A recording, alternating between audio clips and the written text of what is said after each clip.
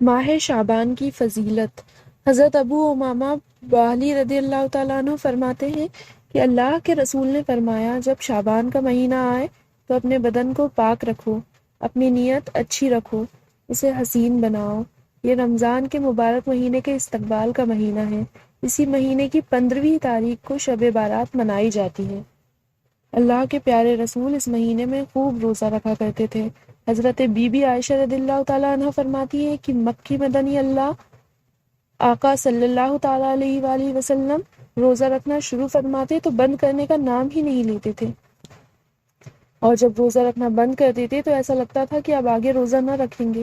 حضرت اسامہ رضی اللہ تعالیٰ عنہ کا بیان ہے کہ میں نے اللہ کے رسول سے پوچھا کہ یا رسول اللہ، کیا بات ہے آپ رمضان کے بعد سب سے زیادہ شعبان میں روزہ رکھا کرتے ہیں؟ آپ نے فرمایا، لوگ رجب اور رمضان کے بیچ کے مہینے شعبان سے غافل رہتے ہیں، حالانکہ یہ ایسا مہینہ ہے جس میں بندوں کے اعمال اللہ کی بارگاہ میں پیش کیے جاتے ہیں۔ اسی لیے میں اس بات کو پسند کرتا ہوں کہ جب میرے اعمال اللہ کے دربار میں پیش کیے جائیں تو میں روزے سے رہوں۔ یہی وجہ تھی کہ ہمارے آقا اس مہینے میں زیادہ سے زیادہ روزہ رکھا کرتے تھے۔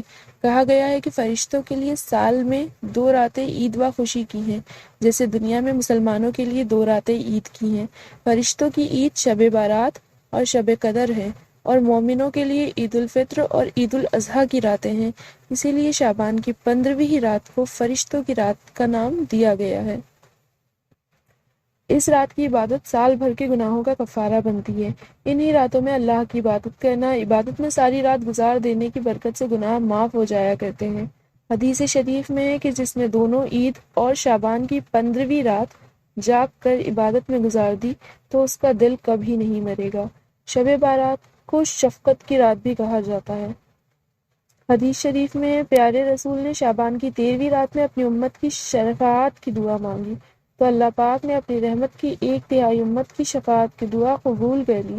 اگلی رات 14ویں رات میں آپ نے پھر ہم گنہگار امتیوں کی بخشش کے لیے دعا فرمائی تو رب قدیر نے 2/3 امت کی شفاعت فرما دی۔ تیسری رات جسے شب بارات کہا جاتا ہے، آقا نے پھر دعا مانگی تو رب نے پوری امت کی شفاعت کی بشارت فرما دی اور فرمایا، پیارے، میں شفاعت سے امت کو بخش دوں گا، لیکن جو آدمی میری رحمت سے مایوس ہو جائے گا اور گناہ کرتا رہے گا اسے نہیں بخشوں گا۔ اسے بخشش کی رات بھی کہا جاتا ہے، جس میں شرک کرنے والے اور کینہ رکھنے والوں کو نہیں بخشا جاتا۔ اسے آزادی کی رات بھی کہا جاتا ہے۔ حضرت انس بن مالک رضی اللہ تعالیٰ عنہ کا بیان ہے کہ سرکار نے مجھے حضرت بی بی عائشہ رضی اللہ تعالیٰ کے گھر کسی کام سے بھیجا۔ میں وہاں پہنچا اور کہنے لگا کہ ام المومنین جلدی کیجیے، کیونکہ آقا 15ویں شعبان کے بارے میں کچھ بیان فرما رہے تھے۔ میری بات سن کر انہوں نے فرمایا، انس، میرے پاس بیٹھ جاؤ، میں 15ویں رات کی بات بتاتی ہوں۔ ایک بار کی بات ہے، اس رات میں آقا کی باری تھی، سرکار تشریف لائے اور میرے ساتھ لیٹ گئے۔ میں سو گئی، اتفاق سے آنکھ کھلی اور سرکار کو اپنے بستر پر نہ پایا۔ میں تلاش میں نکلی، مسجد نبوی سے گزرنے لگی تو اچانک میرا پیر آپ سے لگ گیا۔ میں نے پایا کہ آپ سجدے میں سر رکھ کر یوں دعا مانگ رہے تھے، الہی، میرے بدن اور خیالات نے بھی تیرا سجدہ کیا، میں تجھ پر دل سے ایمان لایا ہوں، یہ میرا ہاتھ ہے، میں نے اپنے اس ہاتھ سے کوئی گناہ کا کام نہیں کیا۔ اے میرے عظیم رب، مجھے تجھ سے ہر بڑے کام کی امید ہوتی ہے، میرے بڑے گناہوں کو بخش دے۔ میرے اس سر نے تجھے سجدہ کیا ہوا ہے جسے تو نے ہی پیدا فرمایا ہے، جسے شکل اور صورت تو نے ہی عطا فرمائی ہے، اس میں کان اور آنکھ تو نے ہی پیدا فرمائے ہیں۔ پھر آپ نے سجدے سے سر اٹھایا اور دعا مانگنے لگے، الہی، تو مجھے ڈرنے والا دل عطا فرما، جو شرک سے پاک ہو، صاف ہو، کافر و بدبخت نہ ہو۔ اور پھر آپ سجدے میں گر گئے۔ میں نے سنا کہ آپ فرما رہے تھے کہ اے اللہ، میں تیری ناراضگی سے پناہ مانگتا ہوں اور تیری رضا کا طلبگار ہوں۔ پھر جب آپ نے سر اٹھایا تو میں کہنے لگی کہ یا رسول اللہ، آپ پر میرے ماں باپ قربان، آپ یہاں تشریف فرما ہیں اور میں وہاں کمرے میں تھی تو آپ نے فرمایا، میرا آج شعبان کی 15ویں رات ہے، آج اس رات میں اللہ پاک اپنے کرم سے بے شمار گناہگاروں کو بخش دیتا ہے، لیکن شراب پینے والے، رشتہ داریاں توڑنے والے، باجا بجانے والے، چغل خوروں کو معاف نہیں فرماتا۔ شعبان کی 15ویں رات میں ملک الموت کو ان لوگوں کے نام لکھوا دیے جاتے ہیں جو اگلے شعبان تک مرنے والے ہوتے ہیں۔ آدمی پیڑ پودے لگاتا ہے، عورتوں سے نکاح کرتا ہے، مکان بناتا ہے، حالانکہ اس کا نام مردوں کی لسٹ میں ہوتا ہے، اور ملک الموت اس کے انتظار میں رہتے ہیں کہ کب اس کا نمبر آئے اور وہ اپنا کام کر گزرے۔ اسی لیے ہمیں چاہیے کہ اس رات ہم اپنے گناہوں سے توبہ کریں اور ثابت قدم رہنے کی کوشش کریں تاکہ ہمارا مہربان رب ہمیں اپنے کرم سے بخش دے، آمین۔ شب بارات کو بانٹ دیا جاتا ہے۔ ہر حکمت والا کام ہمارے حکم سے۔ جس مہینے شب بارات آتی ہے اس مہینے کے بارے میں حضور صلی اللہ تعالیٰ علیہ وآلہ وسلم کا ارشاد ہے کہ ماہ شعبان تمام مہینوں سے افضل ہے، جس طرح میں تمام نبیوں میں افضل ہوں، اور فرماتے ہیں کہ رجب اللہ کا مہینہ ہے، شعبان میرا مہینہ ہے، اور رمضان میری امت کا مہینہ ہے۔ سبحان اللہ۔ جب شعبان کی 15ویں تاریخ پاؤ تو رات میں عبادت کرو، دن میں روزے رکھو، شب بیداری رات میں جاگ کر ذکر خدا و رسول کرو، عبادت کرو، زیارت کرو، نمازوں کی تلاوت کرو، صدقہ و خیرات، توبہ، استغفار، صلاۃ و سلام اور زیارت قبور یعنی قبر کی زیارت کیا کرو اور ایصال ثواب کرو۔ ان سب پر عمل کرو اور دونوں جہاں کی برکت اور نعمت سے مالا مال ہو جاؤ۔ 15ویں شعبان میں غسل کریں، پھر سرما لگا کر درود شریف پڑھیں۔ اللہم صلی علی سیدنا و مولانا محمد نورک المنیر وعلی آلہ و اصحابہ وبارک وسلم۔ اللہ نے چاہا تو عبادت میں جسم تھکان سے محفوظ رہے گا اور پورے سال آنکھوں میں کوئی تکلیف نہیں ہوگی انشاءاللہ تبارک و تعالی۔ سب سے پہلے توبہ کریں، کسی کا حق ہو تو فوراً ادا کریں، کوئی مسلمان ناراض ہو تو اسے راضی کر لیں، آپس میں مصافحہ و معانقہ کر کے دل کو بالکل صاف کر لیں، صدقہ کریں، خیرات کریں۔ حصول ثواب کے ساتھ ساتھ صدقات و خیرات سے بلائیں رد ہوتی ہیں۔ اہل و عیال کے خاطر مدارت کریں، اچھی اور عمدہ غذا کھائیں اور کھلائیں، خصوصاً پکوان پکائیں۔ محبوب خدا صلی اللہ تعالیٰ علیہ وآلہ وسلم کی پسندیدہ غذا ہے۔ زیارت قبور کے لیے خصوصاً اس رات کو اہل سنت کے قبرستان جانا چاہیے اور تلاوت و ذکر و اذکار کا ایصال ثواب کرنا چاہیے۔ سنت رسول علیہ السلام ہے یہ۔ ذکر رسول و ذکر خدا کی محفل منعقد کرنا، واعظ و نصیحت کرنا، حمد و نعت شریف و منقبت پڑھنا، میلاد پاک بیان کرنا اور بارگاہ رسالت میں درود و سلام کھڑے ہو کر پیش کرنا بہت ہی سعادت کا کام ہے۔ یہ کام قرآن اور حدیث سے ثابت، خدا اور رسول کو پسند اور اہل سنت و جماعت کا معمول ہے۔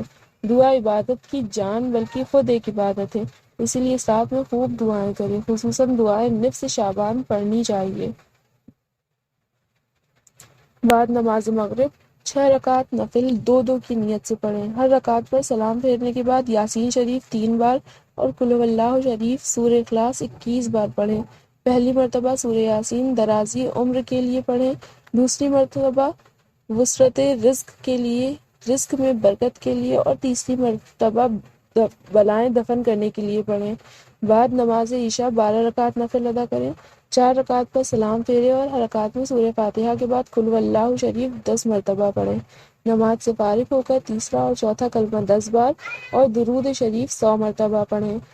تقرب کی نیت سے، اللہ کا قرب حاصل کرنے کی نیت سے غسل کریں، پھر 2 رکعت نماز تحیت وضو پڑھیں۔ ہر رکعت سے سورہ فاتحہ کے بعد آیت الکرسی 1 بار اور قل هو اللہ شریف 3 بار پڑھیں، اور اس کے بعد 8 رکعت نفل 2 سلام یعنی 4 رکعت کی نیت سے پڑھیں، جس کی ہر رکعت میں سورہ فاتحہ کے بعد حنا انزلناہ 1 بار اور قل هو اللہ شریف 25 بار پڑھیں۔ 2 رکعت کر کے 100 رکعت نفل پڑھیں، اس کی بہت فضیلت ہے۔ سورہ فاتحہ کے بعد جو بھی صورت یاد ہو وہ پڑھیں۔ حدیث میں آیا ہے کہ جو شخص اس رات میں 100 رکعت نفل ادا کرے گا تو اللہ تعالیٰ 100 فرشتے اس کے لیے مقرر فرما دے گا۔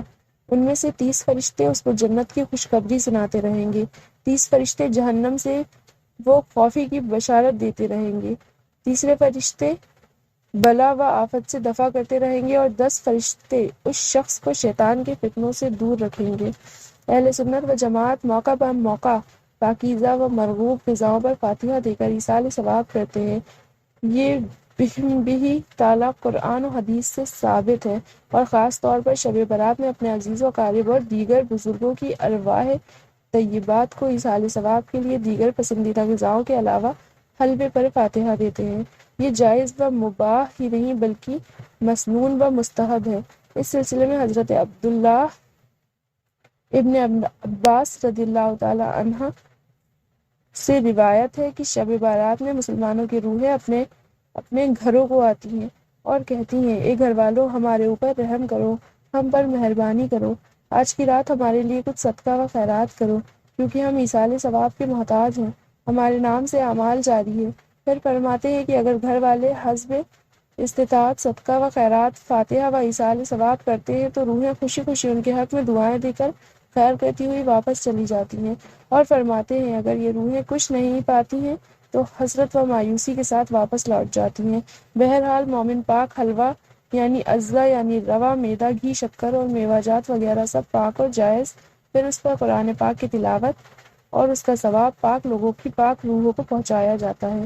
اور حدیث پاک سے ثابت ہے کہ رسول اللہ حضور صلی اللہ تعالیٰ علیہ وآلہ وسلم کو حلوہ بہت پسند تھا، اسی لیے پاک لوگ پاکیزہ حلوہ بھی پکاتے ہیں، کھاتے ہیں اور کھلاتے ہیں۔ سچ فرمایا ہے قرآن کریم میں